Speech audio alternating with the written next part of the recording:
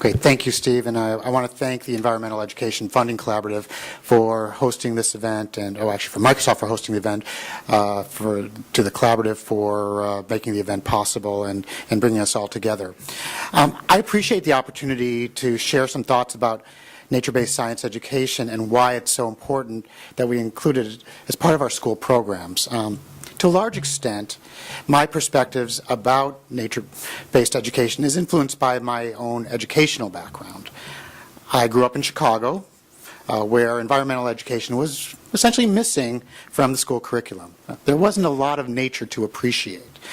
On the other hand, because it directly affected our lives on a daily basis, we were very knowledgeable about things like weather, including terms like humidity, wind chill factor, and tornadoes. And I must say that as a child, I was very focused on the concept of chances of precipitation, particularly during the winter months when a good blizzard would likely call off school as part of a snow day. So experience drives our interests.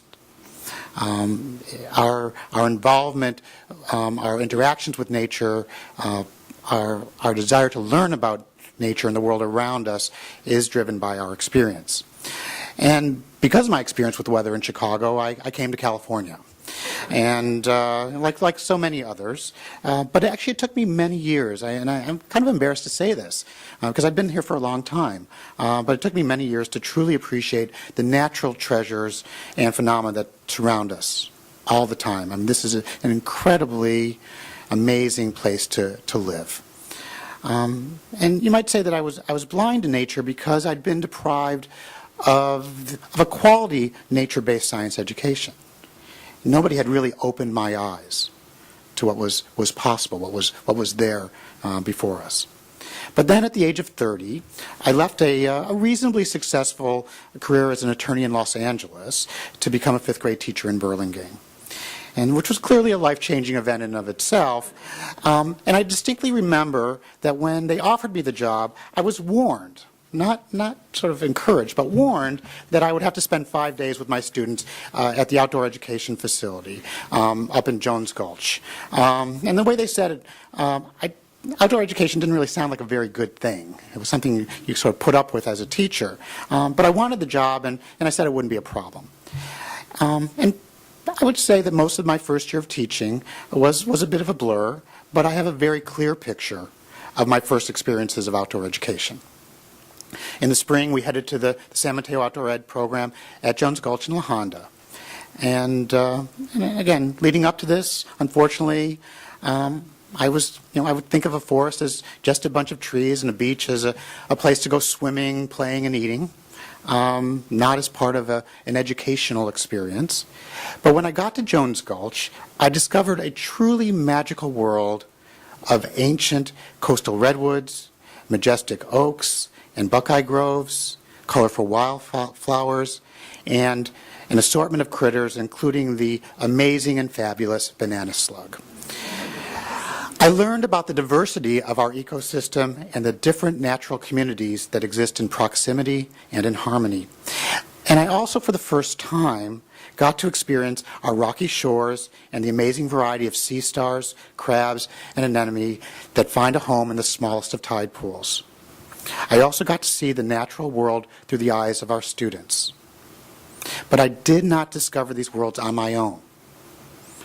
I got to have the experience because I had the honor of being part of an educational system that places importance on educating our students about science in the context of nature.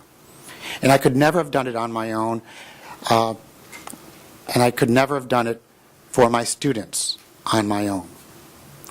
My experience and the experiences of my students was the result of the work of individuals who were dedicated to the cause of nature-based science education.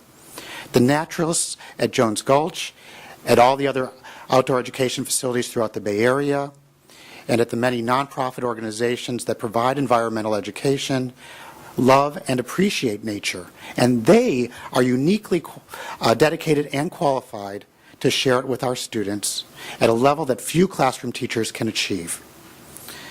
My outdoor education experience deeply influenced my perspectives and knowledge about nature, but it also fundamentally impacted the way I look at education.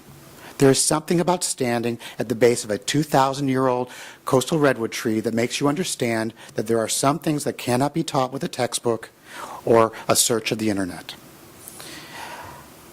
I spent 8 years as a fifth grade teacher and 8 years at outdoor education. Each year was unique and wonderful.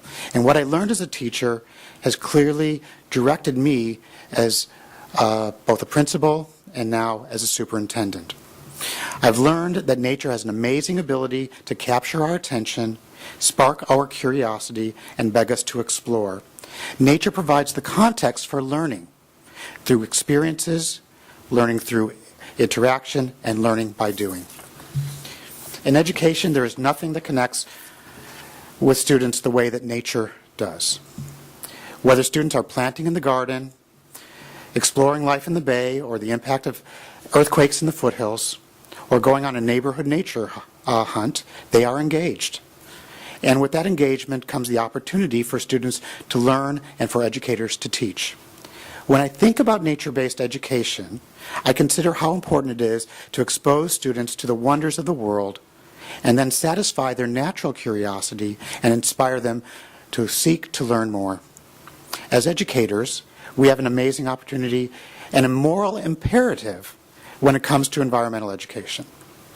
But ironically, the critical need to focus on our natural resources comes at a time when fiscal resources and political priorities are creating increasing pressure to keep our focus on other matters. In many districts, science education, including environmental education, is increasingly seen as expendable in the pursuit of No Child Left Behind expectations. We do not agree. And we have made a commitment to include nature-based science education amongst our priorities. Our educational community cannot lose sight of the bigger picture and the impact that nature-based education has on student engagement and learning. And as I look at the agenda for today, we are going to hear from many experts. There are speakers here who will tell us how to do more with less, how to integrate high-quality science education with other academic areas, how to tap into specialists to support our classroom teachers, how to tap into partnerships. One thing is clear. As important as nature-based science education may be, schools and teachers cannot do it alone. In the Mountain View-Whisman School District, we are so fortunate to have the support of the Environmental Education Funding Collaborative and our numerous nonprofit partners, and you'll be hearing more about our engagement with them a little bit later in today's program. We have to maintain our focus on nature-based science education for students like Jennifer, who wrote the following about her experiences at the tide pools. It was Thursday. We got off the bus and climbed down a cliff. And there we were, standing on rocks, slippery rocks. The creatures, the slime, the soaking wet jeans sticking to your skin. This is what the tide pools are about. I saw 24 brittle stars and bat stars. One kind was a rare species. 5 of them I could pick up and hold. Hermit crabs and mussels were on the rocks by the hundreds. I slipped, fell, and ended up knee-high in water. What a feeling, on your way to a beach and you're already soaking wet. It was a perfect day. We are here today for students like Jennifer, who write poetically, find fulfillment, and are inspired not because they've read about nature, but because they've experienced it. Thank you for all the work you are doing to bring nature to all of our students. Thank you.